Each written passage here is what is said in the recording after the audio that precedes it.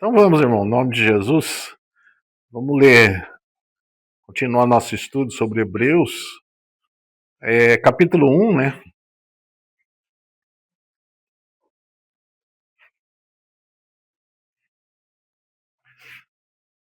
Verso 1,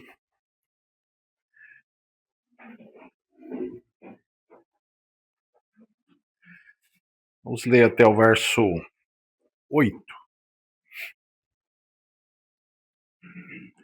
Podemos ler até o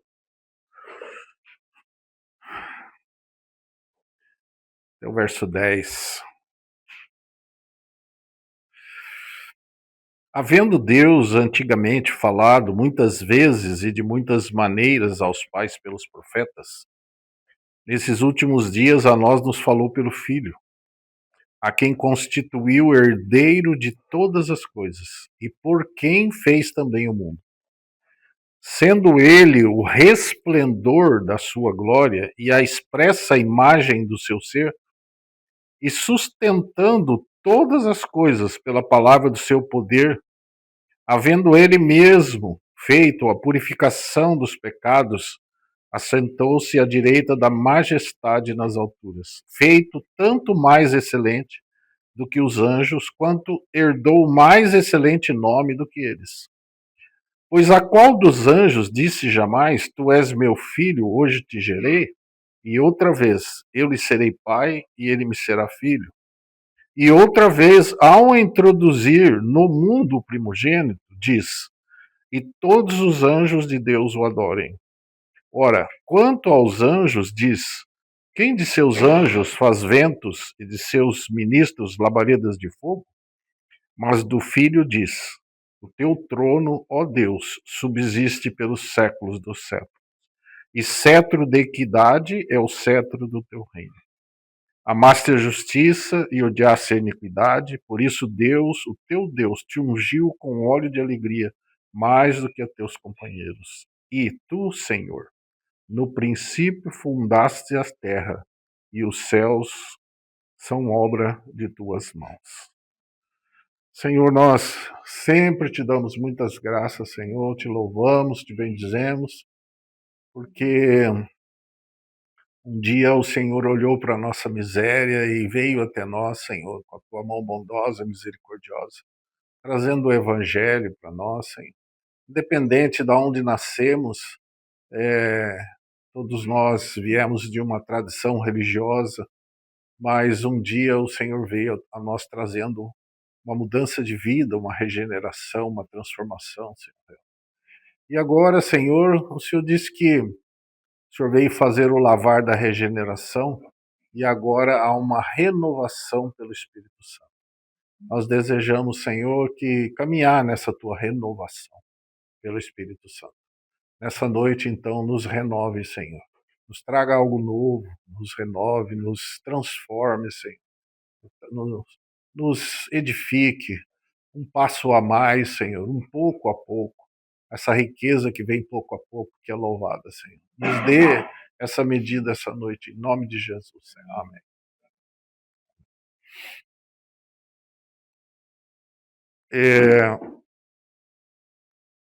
É fato que aqui ele começa, nós estávamos falando semana passada, acerca do livro de Hebreus, para nós atentarmos para aquele que nos fala. Então, tivemos nos dedicando a esse assunto de que Deus nos fala, né? Nós temos que atentar para o que Deus nos fala. Porque essa é a forma, até hoje cedo conversando com o irmão lá do Rio, e ele estava falando da dificuldade que às vezes tem na questão da soberania e de Deus e da responsabilidade do homem, né? Então, como é que é isso? Deus é soberano. Aí ele usou aquele texto de Filipenses, que ele diz assim: Deus é o que opera em vós tanto querer quanto efetuar segundo a sua boa vontade. Então, aí eu conversando com ele, falei: irmão, você percebe que toda a escritura, ela traz a graça de Deus e depois a responsabilidade do homem, porque todo o velho verbo no imperativo, o verbo no imperativo é quando Deus fala com você, para você fazer. certo? Fazei, pois, morrer a vossa inclinação carnal sobre a terra. Isso é um verbo não imperativo. Não reineis, portanto, o pecado, não ofereceis os vossos membros como instrumento ao pecado. Então, esse é um verbo no imperativo, certo? Só que antes ele fala que o Senhor crucificou o nosso velho homem, para que a gente não viva como escravo, né? Então nós estamos livres para poder fazer isso. Então a graça e vem a responsabilidade. Então eu peguei e falei, irmão, então se eu ler o verso anterior, ele vai dizer assim, ó, desenvolvei a vossa salvação com temor e tremor, certo? Então, por que desenvolver a salvação? Porque, na verdade, a obra de Deus começou no nosso espírito, isso é a regeneração, ela agora está processando na nossa alma, certo? Então, essa salvação ainda está desenvolvendo em nós, na questão da nossa alma, né? Que é vontade, o caráter, a razão, os sentimentos, todas essas coisas, o Senhor está nos transformando, mudando a nossa alma, né? Então, isso já, se você vê a sua vida no pecado e vê agora, quanto que isso já ainda é uma alma caída, é cheia de coisa, cheia de necessidade, né? Mas a gente já vê quanto que o Senhor, quantas coisas hoje a gente não espera no Senhor. Fala, não, irmão, vamos esperar no Senhor, vamos entregar em suas mãos, né? E quando que a gente fazia isso? Isso aí é na correria, né? E não tinha em quem se agarrar. Então, a nossa alma vai se aquietando, né? Quando a palavra fala para a gente, aquietai-vos, saber que eu sou Deus. Então, esse é um ensino, isso é uma transformação, um trabalho de Deus, né, que nós realmente oferecer os nossos corpos, experimentar a vontade de Deus, crucificar a nossa, né, o nosso eu, realmente, a gente negar nós mesmos, é, andar segundo a vontade de Deus. Todo esse trabalho é um trabalho na nossa alma, na sua pessoa, no seu caráter. E esse é um processo, é um desenvolvimento dessa salvação. Mas, como a gente sempre tem falado, e o terceiro passo é o corpo, certo? Que vai ser também salvo, transformado. Então, a gente sabe que esse processo começou no espírito, passa pela alma agora e vai terminar pelo corpo. Mas no corpo, nós, por exemplo, tua mãe, né? Ela não teve ainda a chance do senhor voltar, ela partiu. Mas, a hora que o senhor voltar, ela vai vir receber seu corpo glorificado. Então, isso é maravilhoso, né? Essa é a nossa esperança. Então, e a palavra fala isso, né? Que a gente não seja como aqueles que não têm esperança, né? Então, nós realmente temos essa grande esperança, porque é promessa do Senhor, né? E ele já ressuscitou, o Senhor já ressuscitou. Se ele tivesse morto ainda, nós teríamos uma dificuldade, né? De falar, não, mas como é que é isso? Ele vai ter que ressuscitar primeiro, né? Não, mas ele já ressuscitou, irmão. Então, a palavra diz que ele é as primícias dos que dormem, né? Então, na sua vinda, daí, os que são de Cristo também vão ressuscitar ou ter um corpo transformado. Se estiver vivo na volta do Senhor, o corpo vai ser transformado. Então, esse desenvolvimento da salvação, ele é, ele é importante porque a responsabilidade, na verdade, é nossa, porque o Senhor fala conosco. Mas aí tá, daí a pergunta é o seguinte: aonde é que você começa no desenvolvimento da tua salvação? Por onde você começa? Certo? A gente nem sabe como começar nem como fazer, não é verdade? Aí vem o texto: Deus é o que opera em vós, o querer, né, como efetuar. Mas a pergunta que eu faço para você é assim: por que tem o querer? Por que ele já não faz o efetuar já direto? Deus é o que opera, Deus é que efetua em vós, né? Aí ele fala, então ele pode falar assim, Deus é que efetua em vós segundo a sua vontade. Era simplesmente ele fazer segundo a vontade dele. Mas por que fala o querer e o efetuar? Por quê? Porque tem que passar pelo querer, né? Deus não faz nada sem passar pelo nosso querer. Então, isso é muito importante nós entendermos, porque no processo, você tem que desenvolver. Por onde você começa? Não sei. Aí o Senhor vem com a palavra para você. Aí você fala, nesse ponto, o Senhor precisa trabalhar na minha vida, né? Não queira tudo, a gente não tem como. É aquele assunto que Deus é muito pontual, e certos assuntos, o Senhor vem com você, está tratando naquele assunto, naquele ponto, né? Cada um de nós tem situações diferentes que já passaram, outros estão passando agora, não, já passou, o Senhor já trabalhou, e assim vai. Esse é o trabalho do Espírito Santo em nós. Aí você diz, então, amém. Só que você vai tentar? Você vai tentar, uma vez que você já sabe que aquele ponto seu é. Pois se você faz aquilo, é porque você não consegue deixar de fazer. Né? Aí é que vem o efetuar de Deus. Aí é que vem a graça do Espírito. Aí é que você, tendo o Espírito em você, ele vai ser a suficiência para você naquele assunto. Mas uma coisa eu digo para vocês, irmãos. Nunca, nunca Deus é que faz a obediência por você. Nunca. Entendeu? A obediência de falar é verdade, Senhor, essa área aqui, esse aqui, eu tenho um problema nessa área. Mas se você ficar afagando aquilo, você gosta daquilo, nunca vai mudar. Mesmo que Deus te mostre, mesmo que o Espírito te constranja mostrando aquilo que está errado. Né? Ele nunca vai fazer por força nem por violência. Isso nunca pense assim, que o Espírito nunca faz assim. Então sempre é em comunhão, né? Você tem que realmente desejar aquilo, pedir ao Senhor, realmente, Senhor, eu quero que o Senhor me liberte disso, eu quero a sua ajuda nisso e tal. E você vai alcançar graça, de repente você vai cair de novo naquilo, e depois vem de novo o Senhor e tal, até que a palavra é viva e eficaz. Ela vem operar mesmo, ela vem trabalhar naquilo que apraz a Deus, né? E ela traz o exercício. Mas se você ouve a palavra, entra por aqui, sai por aqui, o que acontece? Como é que o querer vai exercer em você, sendo que você não recebe a palavra? Então, aquilo que Tiago fala que a gente já compartilhou com os irmãos, né? Acolher com mansidão a palavra em voz encantada, que ela é poderosa para salvar as vossas almas. E não seja somente ouvintes esquecidos, tá vendo? Mas executor da obra, né? Que será bem-aventurado aquele que fizer. Então, a obra de Deus sempre é realidade. Né? Então, esse assunto é muito importante, nós entendemos esse processo da parte do Senhor, porque todo o nosso relacionamento com Deus, ele parte desse princípio. Né?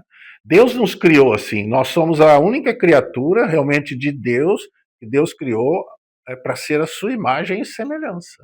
E uma das coisas que Deus tem é vontade, isso a gente sabe, né?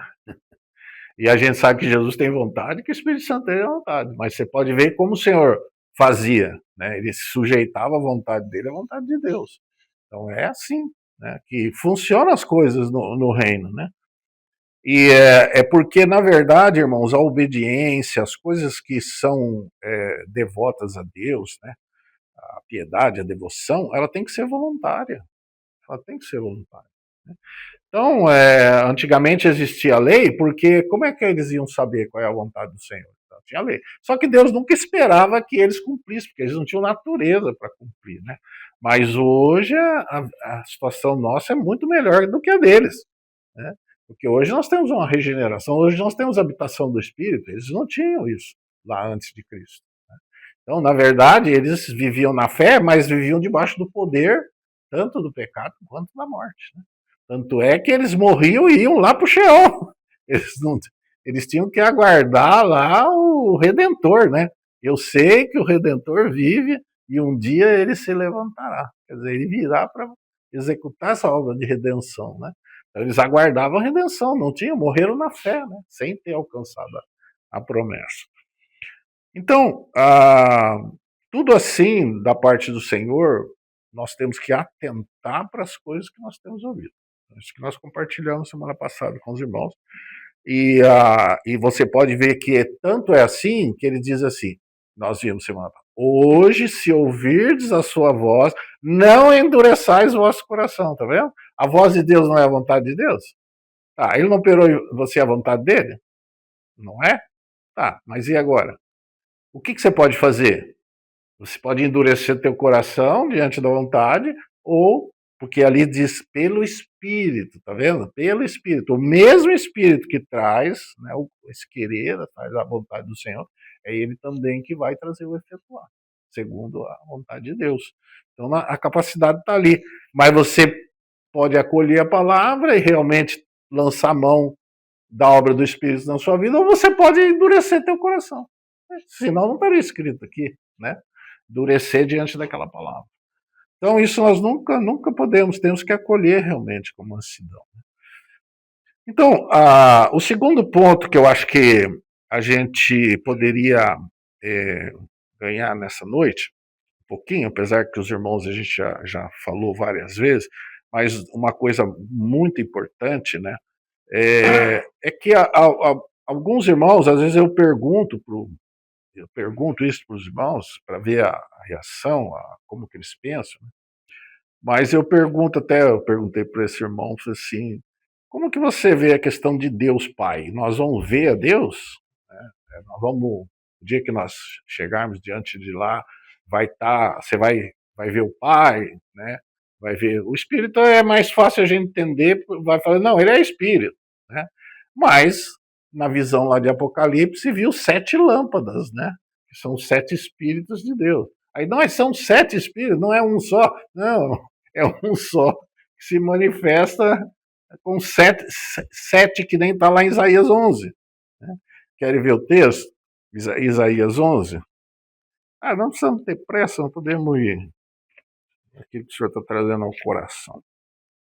Isaías capítulo 11. O texto que eu falei para os irmãos, deixa eu pegar aqui para citar. É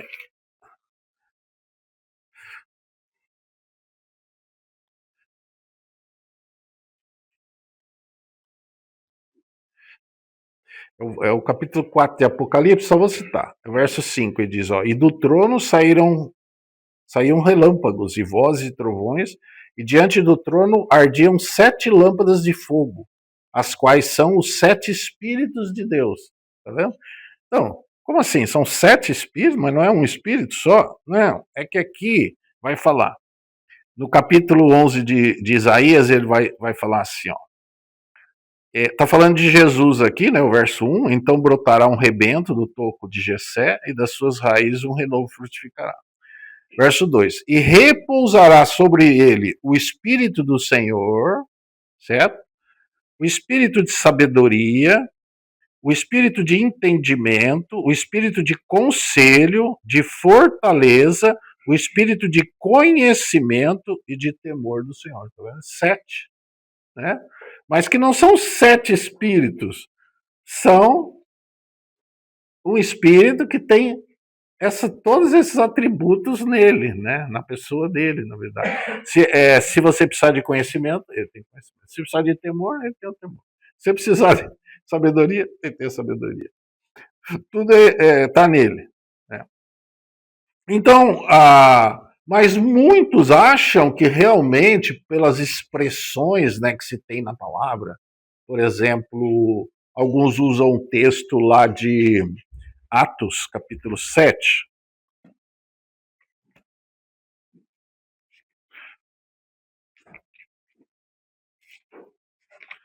Atos, capítulo 7.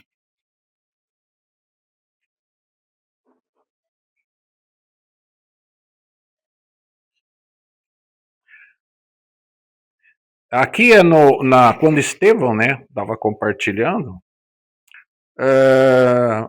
e ele chegou lá no verso 54, ele estava pregando, até então pregando, e na ousadia do Espírito, né? Atos 7, verso 54 diz: ouvindo eles isto, enfureciam-se em seus corações e rangiam os dentes contra Estevão. Tanto é que o mataram, né? Mas ele, cheio do Espírito Santo, fitando os olhos do céu, viu a glória de Deus e Jesus em pé à direita de Deus, e disse: eis que vejo os céus abertos e o Filho do Homem em pé à direita de Deus. Certo?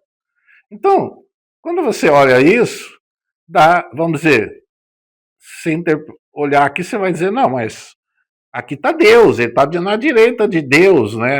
Deus Pai e tudo, né? Aqui está falando de Cristo, tal, na direita de Deus. Mas aqui, irmãos, o que eles viram foi a glória de Deus.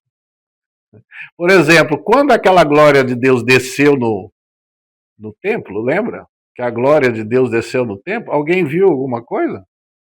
Não, eles viram a glória, né? Como que é a manifestação dessa glória? A glória, por exemplo, eles viram a glória. João disse, fala assim, né? Nós vimos a sua glória, né? Como a glória do unigênito do Pai. E aí Pedro também fala, na segunda carta, ele fala sobre isso, né? Nós vimos a sua glória, né? Quando ele se manifestou no monte, lá na transfiguração. Então, o rosto dele brilhava como o sol. Então, quando fala à direita de Deus, isso mostra a questão da posição e do governo, certo? Mas isso não quer dizer que você está vendo duas pessoas. Então, é muito importante nós tocarmos nesse assunto de Hebreus aqui, vamos voltar em Hebreus capítulo 1, e toda a escritura, irmão, se conforma com esse ponto, e nós vamos ver isso de maneira clara, certo? Há muitas heresias, né, que entraram no meio da igreja acerca da divindade, né? Então nós sabemos que o unicismo é algo que entrou, né, o gnosticismo, né? O duocismo, que a gente vê só eles creem no Pai e no Filho, que o Pai é o Espírito, é uma pessoa só, e o Filho também eles creem no Filho. Que na verdade é contado na história como modalismo, né? Modalismo, eles excluíram a pessoa do Espírito Santo e só criam no Pai. É como muitos irmãos, eles creem, por exemplo, eu estava vendo até um irmão que é bem famoso aí na evangélica aí, e ele falou, eu sou dicotomo, eu não creio em três partes no homem, eu creio a alma e o espírito, para mim é a mesma coisa. Mas a gente vê muito claro nas escrituras isso. Mas é uma doutrina que entra no meio da igreja e aquela igreja toma aquela posição, né? Mas você vê claramente espírito, alma e corpo sejam plenamente conservados e irrepreensíveis até o dia de Cristo. Lá em 1 Tessalonicenses fala sobre isso, né?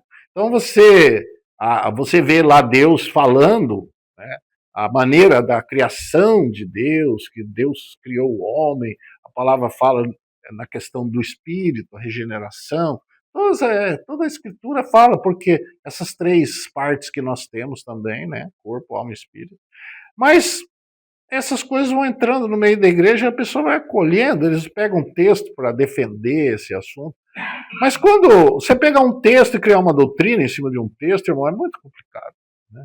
Então nós vamos ver que a palavra toda se conforma com algo que os irmãos vêm pregando, a doutrina dos apóstolos. Nós temos que ficar com a doutrina dos apóstolos, irmão. Nós não podemos ficar ouvindo esse povo pregando e falando, e livro, essa coisa toda, entendeu? Isso só atrapalha a nossa compreensão. É o que está, é doutrina dos apóstolos, o que os apóstolos pregaram e ensinaram. É isso que nós temos que ver. E isso é importante por quê?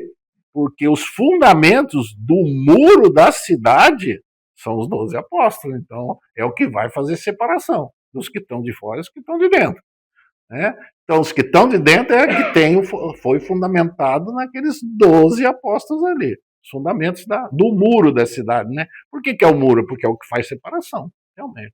Então, se você está fundamentado na doutrina dos apóstolos, você está para o lado de dentro. Se você não está fundamentado na doutrina dos apóstolos, você está do lado de fora. Então, isso é muito claro. Então é um perigo, sabe? A gente, inclusive, ficar ouvindo essas coisas, tal. Eles usam texto, mas é interessante, é aquilo que Pedro fala lá na segunda carta sobre Paulo. Ele fala assim, Paulo fala coisas difíceis de entender, mas que os indoutos e os inconstantes, eles torcem para a sua própria perdição. Então pega um texto bíblico baseado, mas torce, entendeu? Aquele texto não é... E tem textos, na verdade, nas escrituras, irmão, que é difícil de entender mesmo, sabe? É coisa que você não vai encontrar uma resposta para aquele em outro lugar. Então nós temos que deixar aquilo, nós não temos que inventar uma doutrina em cima daquele texto que a gente não está conseguindo compreender, né? Então, agora nós, olhando para a palavra, você pega um texto, pega outro e tal. Quando você vê o livro de Apocalipse, ele é muito precioso nesse assunto. Por quê? Porque ele começa assim: revelação de Jesus Cristo que Deus deu aos seus servos para conhecer. Então, revelação de Jesus Cristo. Então, quando você olha o livro que mais fala sobre Jesus no trono é lá em Apocalipse, certo? E você vai ver ele, sempre ele que está no trono, sempre. Então, é isso que o escritor de Hebreus, ele começa a falar aqui na carta, certo? Então, ele vai falar assim, ó, o capítulo 1, né? O verso 3, ele vai falar, o verso 2 diz assim, ó, nesses últimos dias a nós nos falou pelo Filho, a quem constitui o herdeiro de todas as coisas e por quem fez também o mundo. Lembra que eu falei para os irmãos na semana passada que falou pelo Filho, né? E falou pelo Filho. E não só o que o Senhor compartilhou, mas pela própria pessoa do Senhor. Então, tudo aquilo que estava escrito, o Filho viveu a realidade daquilo, né? Então, o que os profetas profetizaram, Jesus foi a realidade daquilo que foi profetizado. Mas agora no verso 3, você vai ver então agora uma coisa muito importante aqui. Onde o escritor de Hebreus, ele vem mostrar esse assunto. Diz assim no verso 3, ó, sendo ele, Jesus, certo? O resplendor da sua glória. Olha só. Então, quem, tá vendo? Quando viu a glória de Deus, essa glória de Deus que foi resplandecida lá quando Estevão viu, certo? Estava em quem? Na pessoa de Cristo. Tá vendo? Ele é o resplendor da sua glória. Então, quem resplandece? Quem? Por quem resplandece a glória de Deus? Pela pessoa de Cristo, certo? Então está dizendo aqui, ó, e a expressa imagem do seu ser. Expressa quer dizer, quem expressa uma imagem do ser de Deus, então o ser de Deus, são três pessoas. Isso é muito claro, Jesus é que nos ensinou isso, certo? Essas três pessoas. Porque ele disse que ninguém subiu ao céu senão o Filho do Homem que desceu do céu. Então, ele desceu do céu e ele veio, e ele conhece na eternidade essas três pessoas, né? Então ele veio nos ensinar e nos falar acerca dela. E ele foi muito claro. Ele usou a expressão de Deus como Pai, certo? E do Espírito Santo como Consolador. Então é o Espírito da verdade, o Espírito Santo, a qual o Pai, você vê que ele coloca isso bem claro, para a gente ver as três pessoas, né? Vamos ver esse texto lá de João 14, que é muito bom. São dois lugares que expressa bem claro essa João 14.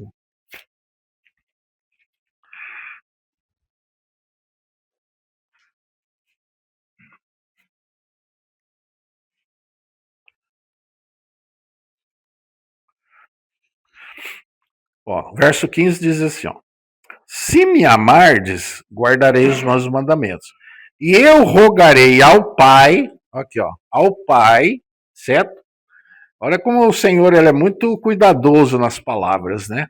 Então, eu rogarei ao Pai, é o Pai dele, o Pai de nosso Senhor Jesus Cristo, certo? Ao Pai, e ele, aqui está mostrando uma pessoa, certo? Vos dará outro consolador. Outro. Então, não é o Pai, não é o Filho, é o outro. Tá vendo?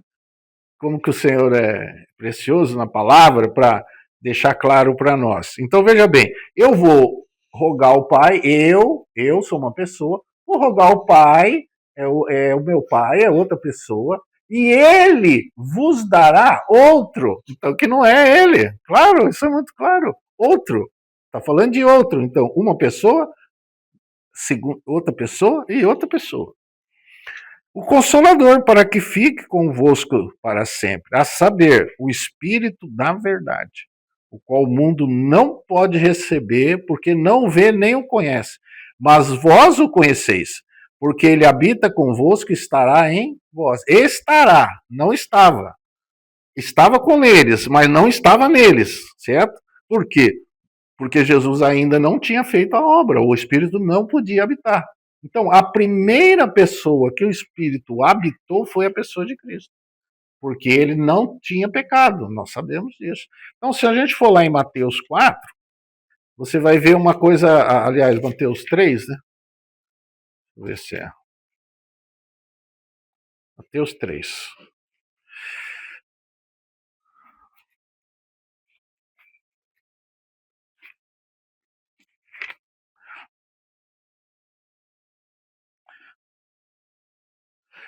O verso 15 diz assim, verso 13, vamos ver. Então veio Jesus da Galileia, Mateus 3, 13, junto do Jordão para ser batizado por ele. Mas João o impedia, dizendo, eu é que preciso ser batizado. Porque ele pregava isso, né?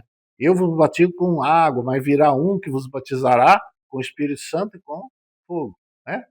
Aí quando Jesus quis ser batizado, ele falou, não, ele não queria batizar Jesus. Como assim? Eu batizo na base do arrependimento. Jesus não tinha ter nenhum tipo de arrependimento.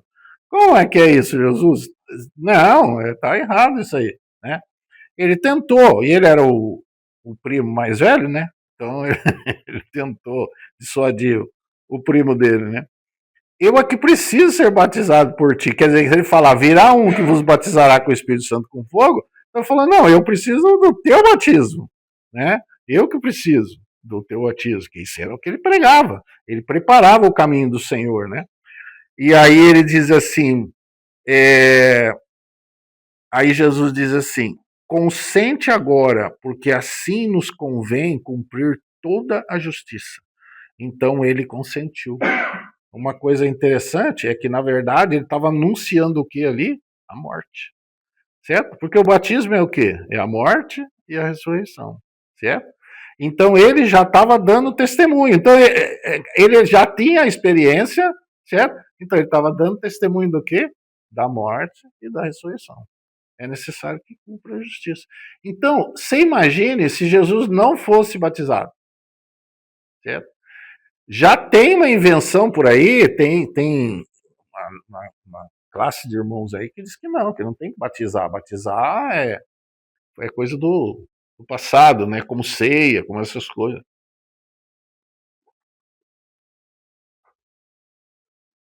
Então, eles não batizam. Tem um lugar que eu visitei os irmãos, umas 2, 3 vezes lá. Eles têm um problema lá entre eles lá com eles achavam que não tinha que batizar, e depois veio eles tiveram um avivamento na cidade, olha como é que é o negócio, irmãos. Tiveram um avivamento da cidade, e daí eles. O inimigo já veio logo em seguida, já trouxe umas doutrinas lá para o meio deles, um irmão de São Paulo foi para lá, e eles acham, eles falam assim que eles foram muito ajudados por esse irmão, entendeu? Mas você colocou só heresia no meio dos irmãos. Que tristeza, irmão. Estive lá, tentei ajudar eles, mas não consegui. Eles realmente. Eles, não, nós não precisamos de pregador aqui. Eu falei, tá aí o trabalho da obra, como é que fica? Como é que o senhor vai alcançar a vida deles para mudar? E eu não sabia de nada, irmãos. E a primeira vez que eu fui lá, eu não sabia. Sabe o que o Espírito compartilhou com eles? Que o modelo da casa. Existe um modelo, nós não podemos criar um modelo, entendeu? E aí eu fiz a figura do tabernáculo com a igreja hoje, mostrando que aquelas peças são a. E qual é ali aquelas 4 peças? Nós vamos falar sobre isso num dos estudos nossos aqui, falar sobre isso, certo? Então, aqui essas 4 peças que fala é lá a doutrina dos apóstolos, que era o candeeiro, né? O candeeiro. Aí tinha a mesa dos pães, comunhão, o partir do pão, que é o altar de bronze, e as orações coletivas, que é o altar de ouro. Então lá era uma figura, hoje é a realidade. E eu compartilhei isso com eles, que nós não podemos mudar, porque o tabernáculo era uma figura, o templo era uma figura, mas hoje é a realidade. Então nós vivemos a realidade. Então, hoje nós realmente fazemos aquilo aqui no santuário celestial. Nós vamos compartilhar sobre isso lá no capítulo 8 de Hebreus, e nós vamos tratar sobre isso. Aí no dia seguinte, falou, não, mas quem que falou por mão, que não sei o quê? Ela falou, não, não, ninguém falou para mim nada. Não, porque não sei o quê, que nós não concordamos, que aqui a gente não faz ceia, porque a gente não sei o quê, ceia para nós é comer junto, não sei o quê. Tal, tal. Aí eu falei, então os irmãos têm que pensar, têm que temer duas vezes. Uma porque eu não sabia. Então o Espírito, né? E outro que vocês têm que considerar o que foi falado. Porque eu não sabia. Mas isso acontece muitas vezes. O Senhor quer socorrer, entendeu? Mas as pessoas não. Daí eles se agarram naquela tradição. Sabe o que está acontecendo, irmão? Está minguando, está acabando, só está ficando aqueles velhos que tiveram aquela experiência, nem os filhos reúnem, nem ninguém reúne, e eles insistem naquela posição. Então isso é muito triste, né? A gente pode passar, mas isso o inimigo faz, irmãos, de uma forma, porque começou um avivamento, ele vai matar lá no ninho já vai matar quando é criança, entendeu? Já tenta destruir, já tá conta. Nós passamos por isso aqui em Londrina, a gente via quanto combate, né? Quanto embate teve, quanto embate para o espírito conseguir falar, trazer a visão, procurar, né? Caminhar com os irmãos e isso, irmãos, quanto embate, quanta situação, né? Para dizer assim, puxa vida, mas o senhor só queria avançar conosco, o senhor queria só trazer uma visão mais clara das coisas de Deus, uma vez que nós nascemos de novo, o senhor quer trazer a visão da igreja, do corpo de Cristo, né? Depois nós avançar um pouquinho mais com a gente, mostrar a questão da caminhada cristã, dos vencedores, do reino, das bodas do Cordeiro, dessas coisas, o senhor quer avançar conosco, o senhor quer nos ensinar. Agora, aí o Espírito, ele quer ensinar, mas e aí, se a gente resiste, não tem como, né? Então, aqui você vai ver, irmãos, que ele falou, não, é necessário que se cumpra toda a justiça. Então, que maravilhoso essa posição do Senhor, né? Porque qual de nós vai dizer, mas irmão, mas o Senhor foi batizado? Vamos dizer que nós não precisamos ser batizados. Pensa bem, né? Então, como o Senhor foi, ele estava em toda a justiça, ele tinha que se cumprir toda a justiça. Por isso que quando ele faz aquela comissão, ele fala sobre isso, ide pregar o evangelho a toda criatura, quem crer e for batizado será salvo. Agora, que autoridade ele falaria isso se ele eu não preciso de batismo, né? Não é verdade? Não, eu não preciso de batismo. Não, ele falou isso como justiça. É necessário. O batismo, irmão, é uma necessidade para se cumprir uma justiça. Por isso que ele fala: quem crer e for batizado. A gente não pode entrar na questão, mas e o ladrão na cruz, que não teve oportunidade de ser batizado? Irmão, é uma situação que é atípica, né? A gente fala que isso não é o normal, né? Então, para que a gente vai entrar nessas coisas? Não é o nosso caso. Nosso caso, nós estamos aqui, não somos o ladrão da cruz que não tivemos nem oportunidade de conhecer. E a maioria é assim, são exceções que acontecem. Claro que o senhor não vai requerer. Sabe o que os irmãos, eles viam tanta importância nesse assunto do batismo, irmãos, que os irmãos se batizavam pelos mortos, por aqueles que tinha que tinha morrido e que não tinha sido batizado, entendeu? Então, tipo assim, eu vou morrer pelo ladrão na cruz, eu vou ser batizado pelo ladrão na cruz. E os irmãos não condenaram isso. Inclusive, Paulo cita isso, quando eles estavam falando que não existia ressurreição. Lembra lá em Coríntios 15, que eles diziam que não tem ressurreição, ressurreição já é passada. Aí Paulo fala assim, então por que vocês batizam pelos mortos se não tem ressurreição? Ele não condenou. Você viu que ele estava falando, eles não entendem por que eles davam tanto valor à questão do batismo. Eles falaram, por exemplo, minha mãe partiu com batismo de criança, né? Quando ela foi criança, ela não teve tempo para ser batizada, né? Só teve 4 meses e ela já estava bem doente e tal, e ela creu e morreu. Não teve. Então vamos dizer, eu falo assim, puxa, eu vou lá, o batismo é importante, então eu vou ser batizado pela minha mãe, eu não é eu, é batizar por ela. Né? Tudo bem, quem vai condenar uma coisa? O Paulo não condenou, nem os irmãos condenaram, porque eles tinham estavam fazendo essa prática. Só que quando eles falaram que não tinha ressurreição, aí Paulo usou esse assunto, então. Ele falou, tá, então se não tem ressurreição, vocês estão batizando para quê? Se essa pessoa não vai ressuscitar, você está batizando por ela por quê? Certo? Olha, né, os irmãos usaram a inteligência para mostrar esse assunto.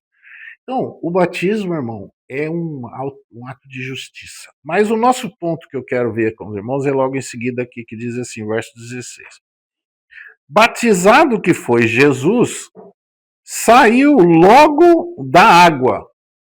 Como é que ele foi batizado, irmãos? Ele foi batizado com jogaram água nele? Não, ele saiu logo da água. É tão preciosa a palavra, né? Que ela não deixa dúvida. Certo? Já aconteceu, irmãos, de uma pessoa estar no leito de morte e quer ser batizada antes de partir? Aí como é que você faz para levar ela para ser batizada? Aí eu acredito que a gente pode fazer, né? Você chega ali, batiza a pessoa ali com água. Mas são exceções que a gente fala, são exceções, né? A gente não pode fazer isso uma regra, uma exceção de uma regra, né? Então veja como Jesus saindo da água. É muito claro que ele foi colocado na água e saiu da água, né? E aí, olha, o Espírito ele é tão cuidadoso e tão maravilhoso, irmão, que ele deixa escrito, sabe para quê? Para a gente não criar uma doutrina falsa, porque Satanás é muito astuto nessas coisas. Quem que vai criar uma doutrina que o batismo pode ser feito de qualquer maneira? Porque ele deixou aqui que ele saiu da água. Não é? Isso é maravilhoso, irmãos. É maravilhoso a palavra. Hã? Subiu da água, lógico que ele estava abaixo, subiu. Né? É isso aí, ou saiu da água. E eis que se lhe abriram os céus, olha bem, e viu o Espírito de Deus, agora aqui é o Espírito, certo? É o verso 16, 3:16 de Mateus. E viu o Espírito de Deus descendo como pomba. Mas por quê? Aqui foi o único lugar que fala sobre isso, que ele desceu como pomba. Irmãos, tem detalhe, um detalhe importante. Por quê? Por que ele veio como uma pomba, uma forma corpórea, né? De pomba. Eles viram a pomba, né? A pomba veio sobre ele, mas aqui falou quem que era? Era o Espírito Santo, descendo como pomba, como? Mas era o Espírito Santo, e vindo sobre ele. E eis que uma voz do céu dizia, esse é meu filho amado em quem me comprazo. Então veja bem, se o Espírito não tivesse tomado uma forma corpórea, como que você iria dizer que era o Espírito? Você podia dizer que era o Pai, aquele que falou na nuvem, não é? Mas aqui você vê as três pessoas, novamente. Muito precioso, né? Não tem como a gente duvidar sobre isso, certo? Mas dessas três pessoas, Jesus, ele é o único que carrega a imagem de Deus, a imagem, a expressa imagem. Então, João, ele fala algo aqui importante. Vamos para o capítulo 1 aqui. Vou deixar aqui para não...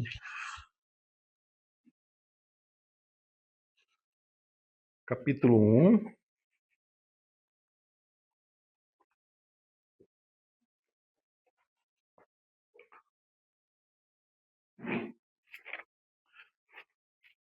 Ele vai dizer algo seguinte. Nós já citamos esse texto, já falamos com os irmãos, mas falar as mesmas coisas é segurança para nós, né? Verso 1 ele diz assim, ó, no princípio, então João, porque João ele dá a genealogia de Jesus aqui. Se você vê a genealogia de Jesus em Mateus, ele começa onde? Como filho de Davi. Por quê? Porque Mateus ele apresenta Jesus como rei. Então ele é da descendência de Davi. Então você vai ver que a genealogia de Jesus é Davi, certo? Começa lá. Se você vê o livro de Marcos, não tem genealogia. Por quê? Porque apresenta Jesus como servo. E o servo não tem genealogia. O servo não tem genealogia, certo? O servo é servo. Escravo não. A palavra correta ali é escravo, né? Nunca teve, não sabe que pai de quem que é, filho de quem que é. Sim, o escravo. O livro de Lucas, se você vê a genealogia, como apresenta Jesus como homem, né? O livro de Lucas leva que Jesus é filho de Adão. Você vai lá na genealogia, você vai vendo filho de Adão. E é filho do homem, né? Então é como homem.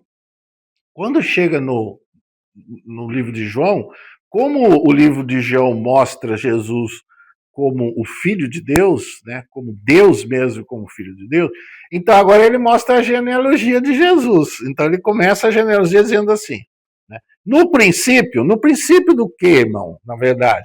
Não no princípio deles, né, no princípio da criação. Você vai ver logo em seguida aqui que ele está falando. A mesma coisa você vê no livro de Hebreus, certo? Tudo foi criado por ele e para ele, né?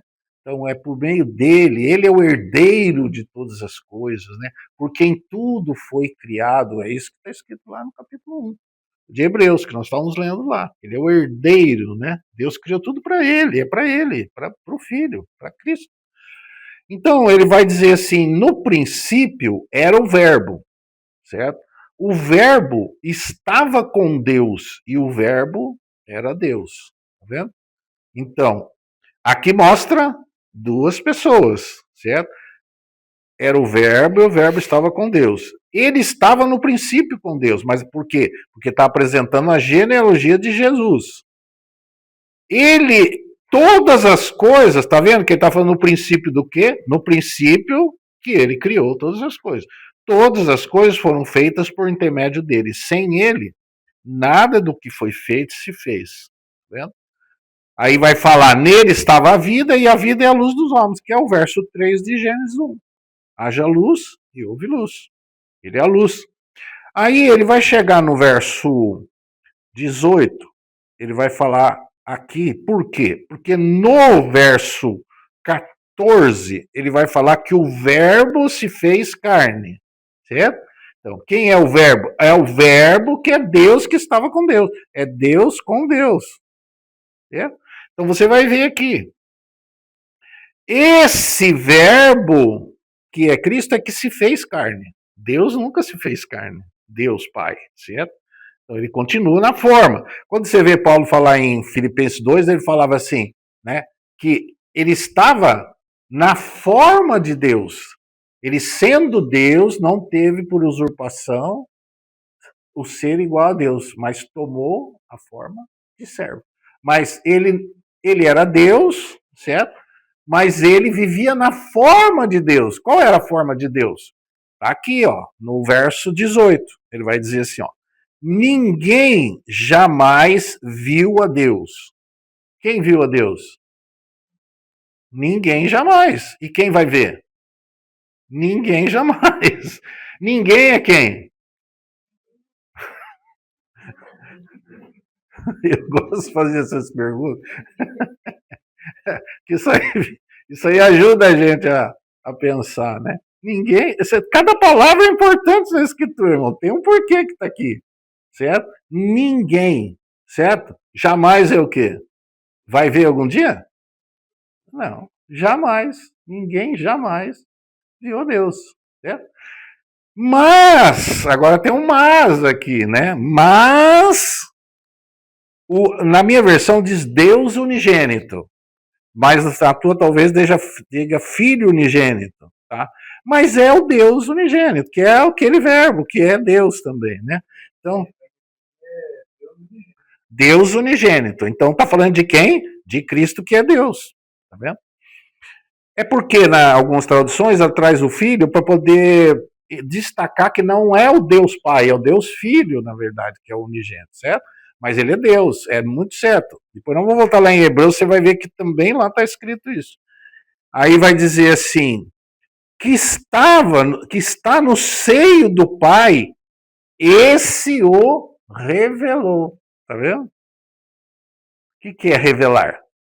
Revelar é mostrar, tornar visível, né? Tornar capaz de ser visto. Então, é ele que... Por isso que Jesus ele usa essa expressão aqui. Quem vê a mim, vê o Pai. Eu e o Pai somos um. Tá vendo?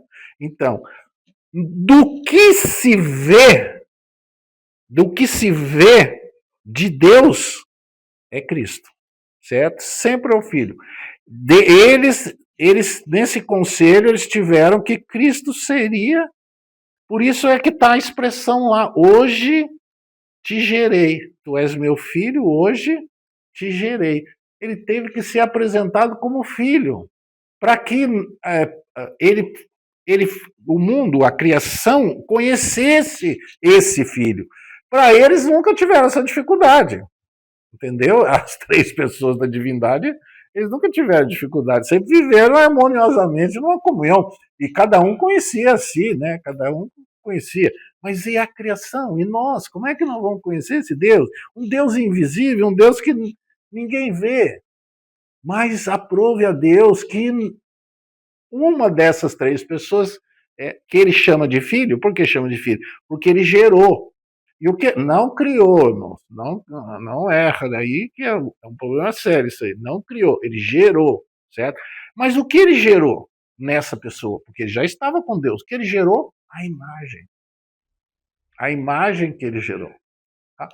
Mas quando diz que Jesus se fez carne, certo? Qual foi a maneira como ele veio? Né? Ele veio o quê? Como nós, do jeitinho que nós somos. Cabeça, assim, olhos, a orelha, o nariz, a boca, desse jeito. Ele não veio um ET, não, diferente, né? Cabeção, negócio tal, esse, uns pezinhos pequenininhos, pezão grande, a mãozinha pequenininha, não. Né? Ele veio igual nós. Só que é o seguinte, irmão, a gente tem aquela ideia que Jesus ele se fez carne e veio como nós, né? E é que ele mantém agora essa imagem, né, de homem, né? Só que, na verdade, a imagem dele veio antes da criação. Então, quando nós fomos criados, o homem foi criado, com que imagem esse homem foi criado? A de Cristo. Tá vendo? Então, quando Deus gerou essa imagem de Cristo, ele já veio nesse formato. Tanto é que quando as visões que eles tinham daquele que estava no trono, eles falavam semelhante a um filho do homem. Né? Semelhante a um filho do homem. Por quê? Porque ele tinha a aparência de um homem. Mas não é isso. É que, na verdade, quando Deus criou essa imagem na pessoa de Cristo, ele criou isso aí, com cabelos, né? Com olhos, com as orelhas, com essa maneira. É a maneira como Cristo passou a ter uma imagem. Quando ele se fez carne, certo? Ele teve que se esvaziar a si mesmo, aí ele veio e se fez carne, mas a imagem dele já existia. E nós fomos criados à imagem dele, a imagem dele que já existia, entendeu, irmãos? Então a primeira coisa que o Senhor gerou nele foi a imagem. Isso, agora vamos voltar no livro de Hebreus, que os irmãos agora vão entender o que nós lemos lá, certo? Então vamos voltar lá no capítulo 1 e vamos agora pegar esses pontinhos para que, como você vê que o Espírito Santo, ele usa vários irmãos para explicar a mesma coisa. Antes disso, antes de nós voltarmos aqui, o senhor está me lembrando de mais um texto. Vamos para Colossenses capítulo 1.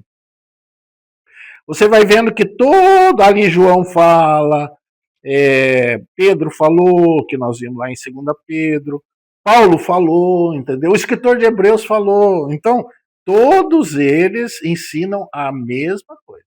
A mesma coisa. Todos eles falam da mesma coisa. Então vamos lá. Colossenses capítulo 1.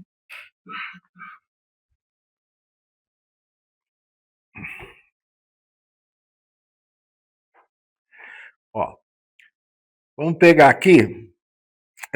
O verso 12 diz assim, ó. Primeiro, irmãos, no verso 9, ele vai dizer algo muito importante para nós, porque nós precisamos, irmão, de sabedoria e entendimento espiritual. É isso que nós precisamos, para poder andar de maneira digna do Senhor. Porque se você não tiver essa inteligência, olha o verso 9. Por essa razão, nós também, desde o dia em que ouvimos, não cessamos de orar por vós e de pedir que sejais cheios do conhecimento da sua vontade. em toda sabedoria e entendimento espiritual. Tá vendo? Nós precisamos de sabedoria e entendimento espiritual. Para quê? Para que possais andar de maneira digna do Senhor. Como é que você vai andar de maneira digna do Senhor se você não tem compreensão? Você começa a falar que Deus é um só, que não são três pessoas, ele se manifestou de três formas distintas, né? Que é uma ideia que as pessoas falam, né? Ah, ele se manifestou no Velho Testamento de uma maneira, depois ele se tornou carne e hoje ele se tornou o Espírito Santo, e agora ele é o Espírito, entendeu? Mas é uma pessoa só. Não é isso que a Escritura fala, falam de três pessoas, claramente. Então, como é que a gente vai andar de maneira digna do Senhor, agradando-lhe, olha aqui, ó, agradando-lhe em tudo, frutificando em toda boa obra e crescendo no conhecimento de Deus? Crescendo, é isso que nós precisamos, crescer nesse conhecimento, né? Começar a entender e tal, e crescer nele, porque senão não tem como a gente agradar a Deus, né? Como é que você vai agradar a Deus se você nega o Filho? Ou se você nega o Espírito? Como é que você vai agradar, né? E aí ele vai dizer então aqui no verso 12, dando graças ao Pai que vos fez idôneo para participar da herança dos santos da luz e que nos tirou do império das trevas e nos transportou para o reino do seu Filho amado, em quem temos a redenção, a saber, a remissão dos pecados. Agora presta atenção, 15. O qual, está falando de Cristo, certo? Que ele é o Filho do seu amor, tá? Em quem temos a redenção, o Filho, temos a redenção. O qual é a imagem do Deus invisível, o primogênito de toda a criação, tá vendo? A imagem do Deus invisível. Então, qual é a forma de Deus? É espírito, certo? Deus é espírito. Jesus fala isso lá em João 4, certo? E como é que é o espírito? É invisível aos nossos olhos. É a imagem do Deus invisível. Então, das três pessoas, só Jesus tem uma imagem, tem algo que a gente vê. Né? Mas as outras não, é invisível. Invisível é aquilo que João diz, jamais viu e jamais verá. Não veremos, sempre veremos o Filho. Sempre é ele que traz a imagem. Né? Deus nunca vai criar uma outra imagem, não vai aparecer numa outra imagem. E aqui em Hebreus, vamos lá para Hebreus, voltar lá e nós vamos ler e vamos terminar com essa medida hoje. Está dando 1 hora, 50 e poucos minutos, tá? Então vamos lá. Olha aqui, agora nós vamos voltar e vamos notar esses pontos. Verso 3. Sendo ele, a pessoa de Cristo, o resplendor da sua glória. Tá vendo? Aquilo que João falou, né? Nunca, ninguém jamais viu a Deus, mas o Filho de Gênero, o Deus que estava no céu, esse o revelou. Tá vendo? O resplendor da glória, né? Então e a expressa, é o que expressa, ele é o que expressa a imagem de Deus, ele é o que mostra a imagem de Deus, ele é que tem a imagem de Deus, ele é que, toda a imagem que você terá de Deus, é ele que expressa, é ele que mostra, é nele que vemos, do seu ser, então não tem parte, ele não é uma parte do ser de Deus, ele expressa todo o ser de Deus e toda a glória de Deus. E sustentando todas as coisas pela palavra do seu poder, havendo ele mesmo feito a purificação dos pecados, está vendo a mesma coisa que Colossenses lá? Falando a mesma coisa, né? Ele é a nossa redenção. Assentou-se à direita da majestade nas alturas, feito tanto mais excelente do que os anjos, quanto herdou mais excelente nome do que eles. Pois a qual dos anjos disse jamais, por exemplo, qual anjo ele disse, tu és meu filho, hoje te gerei. Hoje te gerei? E outra vez, eu lhe serei pai e ele me será filho. Isso aconteceu, irmãos, 2 vezes. 2 vezes, certo? A primeira foi quando Jesus foi gerado uma imagem nele. A segunda foi quando Deus o ressuscitou dos mortos. Isso é muito importante a gente entender. Porque, na verdade, o filho unigênito morreu. Esse, tu és meu filho, morreu. O que aconteceu com o filho? Morreu, entendeu? Quando Jesus foi ser ressuscitado, se Deus não tivesse declarado ele como filho, ele não seria ressuscitado filho. Ele seria ressuscitado uma outra coisa, mas não filho. Olha que importância. Alguns irmãos usam esse texto para falar da ressurreição, mas ele, na verdade, ele tem esses dois contextos, né? Porque você vai ver aqui que depois ele vai falar que ele foi manifestado no mundo. E então ele está falando isso antes, mas olha aqui no capítulo 1 de Romanos. Depois nós vamos voltar aí. Capítulo 1 de Romanos. Isso é muito importante.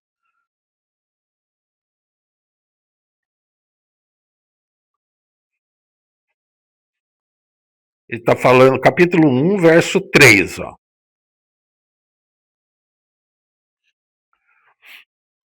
Ele está falando do evangelho, né? Que ele é apóstolo, chamado para ser apóstolo, separado para o evangelho, né? Aí o verso 3 ele diz: acerca de seu filho. Então, o que é o evangelho? É acerca de seu filho. Que nasceu da descendência de Davi, segundo a carne. Olha aqui. Rei, certo? E que com poder foi declarado filho de Deus. Olha aqui, ó. Que com poder foi declarado filho de Deus, segundo o Espírito de Santidade, pela ressurreição de Jesus Cristo dentre os mortos. Tá vendo? Então, quando ele foi ressuscitado, Deus o ressuscitou, ele foi declarado filho de Deus em poder. É isso que Paulo fala no capítulo 2, que ele foi até a morte e morte de cruz. Aí o que diz? Pelo que Deus o exaltou soberanamente e lhe deu um nome que está acima de todo nome, para que ao nome de Jesus se dobre todo o joelho, os que estão no céu, na terra e debaixo da terra. Tá vendo? Lhe deu um nome que está acima de todo nome. Então Deus teve que declarar ele filho de Deus e dar um nome a ele que estava acima de todo nome. Por isso é que aquele Jesus, que o nome dele era Jesus, né? Deus o fez Senhor e Cristo. Então, a palavra Jesus Cristo é esse nome que está acima de todo nome. Então, a esse Jesus, lembra em Atos quando diz que vós crucificastes? Deus o fez Senhor e Cristo. Deus o fez. Então, Deus precisou declarar ele. Então, vou voltar lá em Hebreus.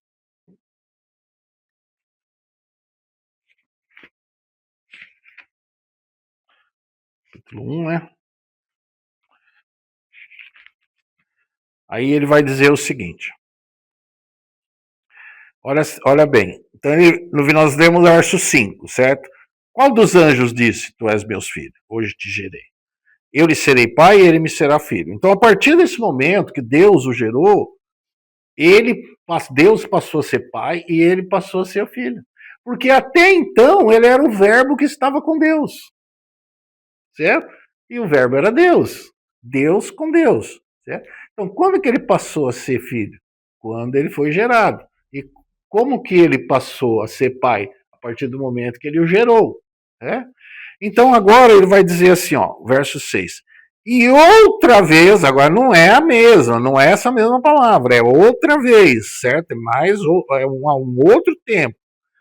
Ao introduzir no mundo o primogênito, tá vendo? Agora ele está se referindo ao quê?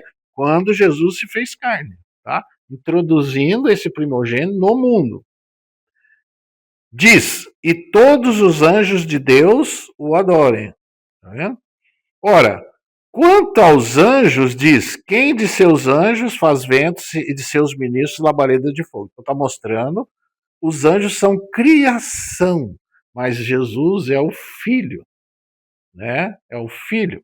Mas agora ele deixou, por ele ser o Filho, olha como o Espírito é muito cuidadoso. Tá, então, ele se tornou filho e o pai se tornou pai, né? Quando o Senhor o gerou, tá? Aqui nós entendemos. Mas então ele é menor? Ele ficou menor quando Deus tornou ele filho, quando gerou ele, certo? Ele ficou menor, então, quer dizer, nessa situação, olha assim o verso 8. Mas, ó, o que ele fala dos anjos, ele fala que eles são ministros, certo? Agora o 8. Mas do filho diz: o teu trono, ó Deus, subsiste pelos séculos dos séculos. E o cetro da equidade é o cetro do teu reino. Amaste a justiça e odiaste a iniquidade. Por isso, Deus, o teu Deus, tá vendo? Então, quando introduziram no mundo, aqui está dizendo, mas o filho diz: o teu trono, ó Deus. Então chamou o filho agora também. Ele não perdeu a divindade dele, irmãos. Por ele ser gerado filho, né? Ele não perdeu a sua divindade. Ele continua. Por isso, na verdade, que ele é Deus. E aqui o escritor de Hebreus toma muito cuidado com isso, né? Para dizer, tá, ele foi gerado, então ele ficou numa condição menor, menos agora, né? Não, a divindade dele continua, ele é 100% Deus e agora também 100% homem, né? E aí ele vai dizer assim: por isso teu Deus te ungiu com óleo de alegria mais do que os teus companheiros. Tu, Senhor, quem é esse? Ele é o Senhor, né? Tu, Senhor, no princípio fundaste a terra e os céus são obra das tuas mãos. Tá vendo? Ele é Deus, né? Ele foi gerado para que a criação tivesse uma imagem para que a gente pudesse adorar. Porque nós temos olhos, né? A gente não tem. Você. Irmãos, pensa bem, né? Vamos pensar racionalmente, mas é muito importante disso. Hoje, por exemplo, nós adoramos o Senhor, não adoramos o Senhor, mas você acha que é a hora que nós chegamos diante dele e a gente vê a ele, não vai ser diferente? Ah, vai ser muito diferente. Vai ser muito diferente. Não vai? Então, por isso é que Deus, ele faz isso. E aqui os anjos de Deus o adoram, porque os anjos também o veem. Lembra quando você vai ver essas adorações dos anjos, coisas tudo, né? Quando vê o Senhor, quando o Senhor entrou lá no céu, voltou para o trono, né? Que aquele trono ficou 33 anos e meio, que o céu não via ninguém lá. Deus nunca saiu do trono, mas aqueles que ele via não estavam mais lá, né? E quando ele voltou, nossa, eles adoraram, porque tu és digno de tomar o livro, abrir os seus selos, porque comprastes, né, para Deus, homens de toda tribo, língua, povo e nação, né, e os fizestes reis e sacerdotes para Deus. Olha que coisa linda. Agora não era mais ele que ia exercer esse ministério sacerdotal, mas ele tinha comprado para Deus homens para exercer também. Nós ainda vamos falar sobre isso, né? Sobre o companheirismo, o chamamento do Senhor para sermos companheiro dele, né? Nesse ministério na casa de Deus, né? Então vamos devagarzinho aí, vamos devagar. Não sei quanto tempo aí. Vamos devagarzinho, conforme o Senhor vai. Mas são pontos, tá vendo? Desde o começo mostrando que são pontos importantes, né? Por causa de todo o livro de Hebreus, para que você entenda, né? Todo o livro de Hebreus, como o Senhor é superior a todas essas coisas. Porque se tudo foi criado por ele, para ele, é superior a todas essas coisas. Tudo que aconteceu foram figuras, né? Foram coisas que foram acontecendo, mas que expressavam a pessoa de Cristo, né? Mas agora nós temos o Filho mesmo, é Ele mesmo, né? Nós temos o próprio Filho, né? Nós não precisamos mais de servos representando Ele, de profetas que falam por Ele, né? Hoje nós temos o próprio Filho. Vamos orar. Senhor, te damos muitas graças, Senhor. Eu sei que é difícil para nós imaginarmos essas coisas, porque na verdade, se o Senhor coubesse na nossa cabeça, não seria mais Deus. Mas é maravilhoso nós tocarmos nesses pontos que foram escritos pelos apóstolos, né? Os profetas, eles falaram do que viram. E hoje, realmente, quando nós voltamos lá naquelas visões de Ezequiel, de Daniel, de Isaías, de Jacó, de todos aqueles que tiveram a visão, a gente nota que ali mostrava já, o Senhor já se revelava já como essa pessoa maravilhosa, como esse nosso Deus, como nosso Senhor, nós podemos chamar. O Senhor é o nosso Deus, o Senhor é o nosso Senhor, o Senhor é o nosso Redentor, nosso Salvador. Ó Senhor, o Senhor é tudo. Glória a Deus por isso, Senhor. Somos muito gratos a Ti, somos gratos ao Pai também, por Ele nos amar e realmente sofrer a perda do, do Filho, do Senhor. E também te agradecemos demais pelo envio do Teu Espírito Santo, que hoje está em nós, está conosco. Podemos sentar aqui, abrir a Tua palavra e ser ajudado por Ele, Senhor. Porque essas coisas nós jamais abriríamos a palavra e compreenderíamos ela sem Teu Espírito. É como diz lá em Isaías, aquele que lê, mas não entende o que está escrito. E a gente sabe que era assim, Senhor, porque sem o Espírito, quando se dá a palavra para ler, a pessoa, eu não entendo nada o que fala aí. E é verdade mesmo. A gente não entende mesmo. Tanto é que, mesmo na igreja que eles participavam, né, eu lembro lá que o padre fazia aquela homilia, assim, aí ele explicava ali para mim, aquilo parecia que tinha vida, mas só que ela não estava em mim mesmo, né? Mas hoje a gente pode dizer, Senhor, que essa palavra ela está escrita nos nossos corações. Isso é maravilhoso. Não com tinta, não com papel e tinta, mas com o Espírito do Deus vivo. Glória a teu nome por isso, Senhor. Obrigado por essa noite, obrigado por essa medida. E continue nos ajudando, Senhor. Queremos fazer um seminário com o Senhor aqui, sentar e ouvir o Senhor, aprender com o Senhor. Em nome de Jesus. Amém. Amém.